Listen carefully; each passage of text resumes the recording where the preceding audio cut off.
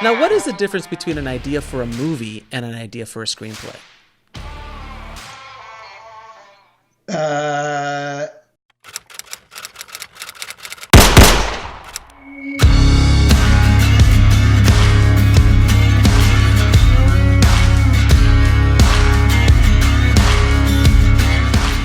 Well, we've only had probably 5 ideas for a movie in our career because I think that's all that have been made into a movie. Okay. We've had about 700 ideas for screenplays.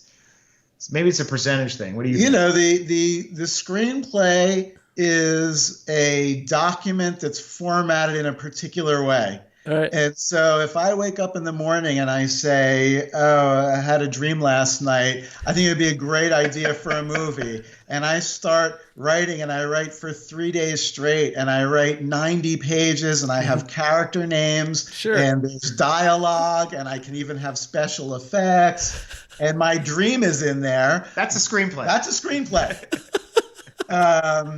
Making some sense of it, what that's about, what the themes are, how the characters grow from the beginning to the end.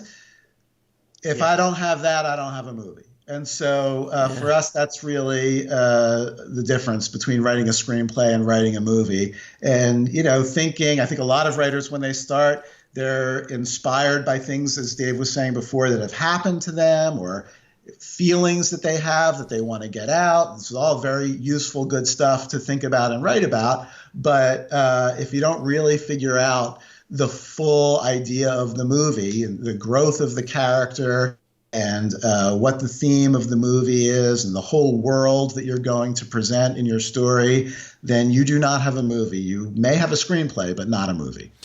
And mind you, not every movie gets made into a movie, right? I mean, we have lots of screenplays that are movies that have never gotten made. But if you write one, even if it doesn't get made, it will help you tremendously in your career, because the one thing that every development executive and director and manager and agent worth anything can do is identify a movie. They're good at it.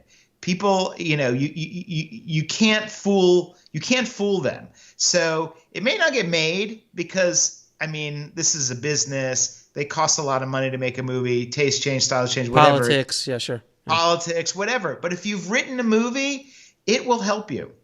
Now, so that's why it's a worthy goal. How many screenplays do you have between you in your career? There's a point to this. There's a point to this. Such an embarrassing question. It's I don't know, like 100 probably. Right? Something like. I mean, I think something that ridiculous. Just since we turned professional in 1994, I think that they're probably around 70.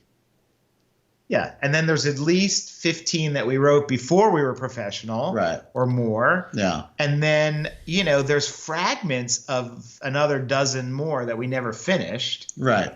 I don't know. It's an embarrassing number. It's not embarrassing. I don't look at it as embarrassing because I asked the question for a specific reason, because I think that so many screenwriters just show up, quitting graduate school, showing up to LA, and they have the one screenplay.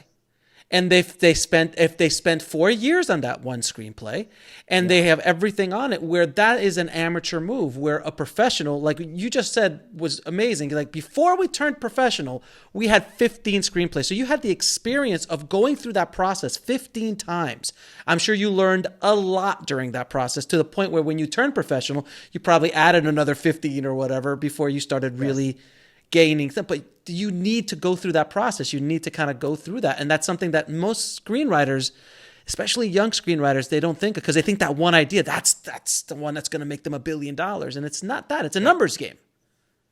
Yeah. Well, it is a numbers game. And it's also, you know, we talk about it in the book. This is the Malcolm Gladwell 10,000 hours rule, right? This is when you learn and how you learn your craft and you practice it, and it's batting practice.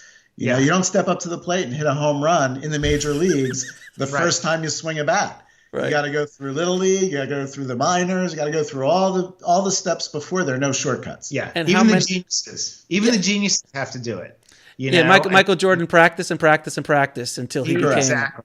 And he was arguably much better than all three of us put together on our best days. That's right. It doesn't even compare to his worst day when he had 104-degree temperature and he still won the That's game. right.